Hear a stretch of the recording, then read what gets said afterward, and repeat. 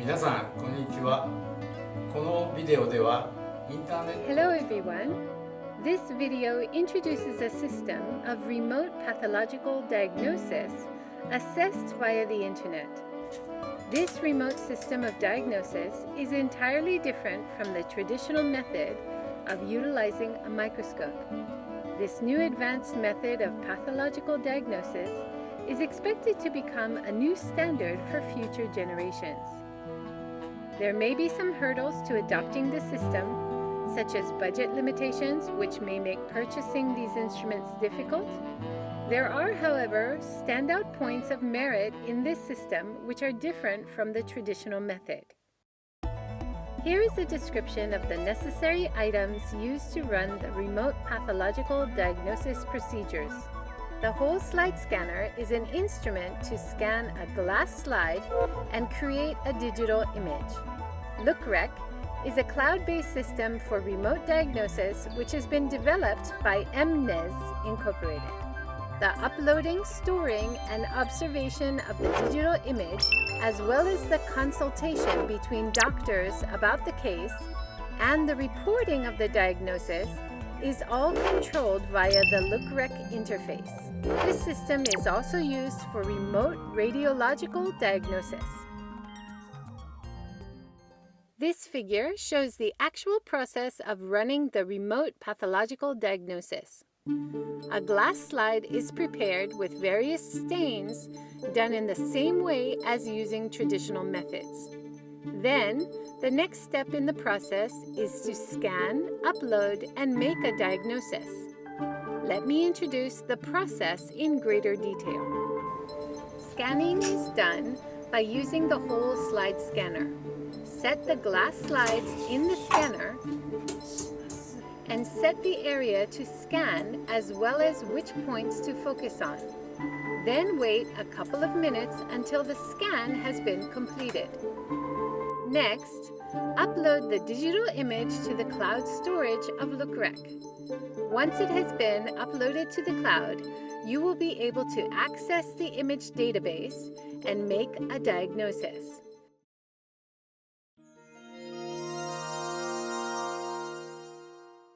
Let's start with how to store data. When utilizing the traditional method, there is a burden in storing glass slides as they are heavy and take up a lot of space in the laboratory.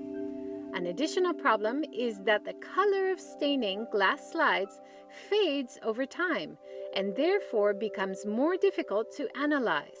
In contrast, the digital images are stored in the cloud. So, they do not take physical space in the lab, nor do the images fade or change.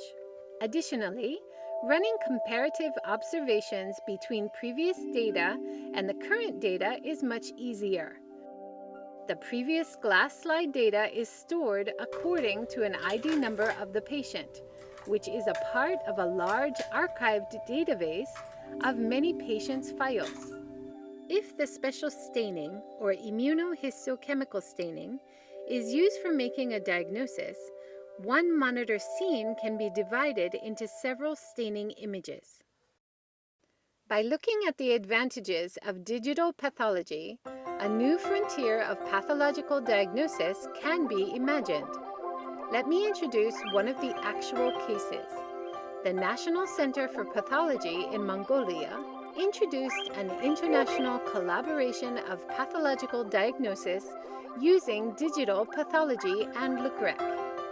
When the Mongolian pathologists have cases which are difficult to diagnose, they share the digital image with collaborating Japanese pathologists using LookRec. Japanese pathologists are immediately able to observe the digital data and are then able to make a diagnosis and quickly transfer their diagnosis back to the Mongolian pathologist. And this project has been working for 2 years until now very successfully. On the current situation, 1,009 cases have been diagnosed by Professor Inai, the manager of this project, and these cases including lung cases and also another organ systems such as the soft tissue, very various types of cancers. And this is very helpful project for our. If such a system were not available, the glass slides would have to be sent carefully by postal mail. It would be impossible for Japanese pathologists to make so many diagnoses in a timely fashion under these conditions.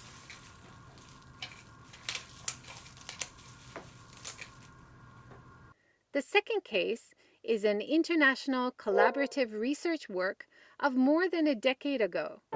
During the Iran-Iraq War in the 1980s, poison gas was used and there were many victims who were exposed in Iran. Japanese and Iranian doctors collaborated on the research to conduct diagnosis and treatment by visiting each other several times. However, at that time, if we could have used the same system as in the Mongolian case, we could have collaborated on diagnosis remotely within a much shorter period of time. In the third case, and in many developing nations in Asia, many doctors seem to lack a sufficient understanding of asbestos exposure-related disease, ARD. Although a lot of asbestos is commonly used in Asia, and there are a significant number of patients in those countries with ARD, it is often underdiagnosed. Therefore, a database of ARD should be established by a specialized project, and many medical doctors and medical students will then be able to learn from a database in each of the affected countries.